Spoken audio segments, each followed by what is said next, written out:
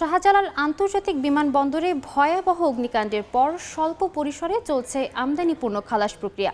বিমানবন্দরের ৯ নম্বর গেটের সামনে পণ্য নিতে অপেক্ষায় রয়েছেন আমদানিকারক C&F এজেন্টরা। যদিও সকাল থেকে এখন পর্যন্ত পণ্য বের করা হয়নি। বেলা গড়ানোর সঙ্গে সঙ্গে ভিড় বাড়তে দেখা গেছে। তারা বলছেন, বিমা প্রতিষ্ঠানের প্রতিনিধিদের ভেতরে ঢুকতে না দেওয়ায় দীর্ঘসূত্রিতা তৈরি হতে পারে। গেটে অবস্থানরত আনসার ও কাস্টমস কর্মকর্তারা জানান, খালাস প্রক্রিয়া পুনরায় চালু হলেও গতি ফিরতে কিছুটা সময় লাগবে।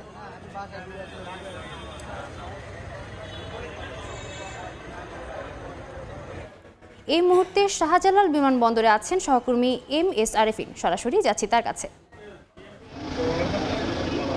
কিছুক্ষণ আগেই যেমনটি জানাচ্ছিলাম যে বিমানবন্দরে অগ্নিকাণ্ডের ঘটনার পরে আজকে 3 দিন পরে কিন্তু স্বল্প পরিসরে পণ্য খালাস প্রক্রিয়া শুরু হয়েছে। সকাল থেকে আমরা যেমনটি দেখেছি যে বিভিন্ন আমদানিকারক এবং C&F এজেন্ট যারা রয়েছেন তারা সকাল থেকেই এখানে ভিড় জমাচ্ছেন এবং তারা জানাচ্ছেন যে স্বল্প পরিসরে আজকে পণ্য খালাসের খবরে তারা এখানে এসেছেন এবং সকাল থেকেই তারা অপেক্ষা করছেন। যদিও এখনও দুপুর 12টা নাগাদ কোনো ধরনের পণ্য খালাস আমরা দেখতে পাইনি। যদিও এখানকার অবস্থানরত কর্মকর্তা এবং আনসার বাহিনীদের সঙ্গে আমরা কথা বলতে যতটুকু জানতে পেরেছি, তারা বলছেন যে কাগজপত্রের প্রক্রিয়া ভেতরে চলছে।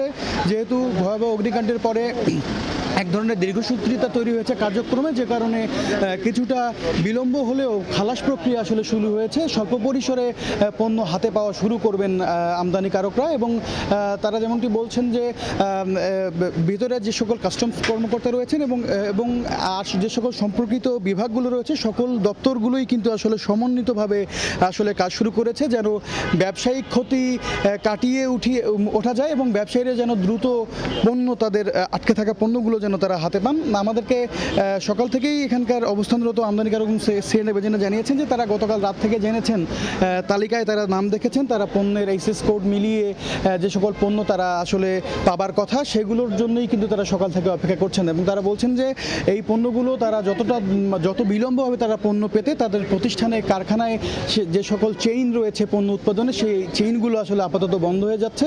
এছাড়া তারা আরও অভিযোগ করেছেন যে তারা যে সকল পণ্যের বীমা দাবি করছেন, বীমা প্রতিষ্ঠানগুলোকে তারা বলছেন তাদের পণ্যের বীমা নিষ্পত্তির জন্য বীমা কোম্পানিগুলো বলছে যে তারা তাদের প্রতিনিধিদেরকে আসলে পাঠাতে পারছেন না, কারণ এই মুহূর্তে বিমানবন্দরের ভেতরে বীমা কোম্পানিগুলোর প্রতিনিধিদের প্রবেশ করতে পারছেন না, যে কারণে এই প্রক্রিয়াটিতেও কিন্তু এক ধরনের দীর্ঘসূত্রিতা তৈরি হয়েছে। তো কিছুক্ষণ আগেই বেবি চোক চেয়ারম্যান কিন্তু তার কার্যালয়ে সংবাদ সম্মেলনে ব্রিফিং করেছেন এবং তিনি বলেছেন যে ফায়ার সার্ভিসের বিলম্ব হওয়ায়, অগ্নিকাণ্ডের ক্ষেত্রে বিলম্ব হওয়ায় যে অভিযোগ সেই অভিযোগটি সত্য নয়, কিন্তু যে এই অভিযোগের প্রেক্ষিতে যদি কোনো সত্যতা পাওয়া যায় সেক্ষেত্রে কিন্তু তিনি ব্যবস্থা নেওয়ার কথা জানিয়েছেন এবং তিনি এও জানিয়েছেন যে বিমানের সকল কার্যক্রম এই মুহূর্তে চালু রয়েছে এবং 8 নম্বর গেট বন্ধ থাকলেও 9 নম্বর গেট দিয়ে সকল ধরনের পণ্য খালাস প্রক্রিয়া থেকে যাবতীয় কার্যক্রম কিন্তু সচল রয়েছে বলে তিনি জানিয়েছেন। তো বিমানবন্দর থেকে পণ্য খালাস প্রক্রিয়া নিয়ে এই ছিল আমার কাছে সবশেষ খবরাখবর।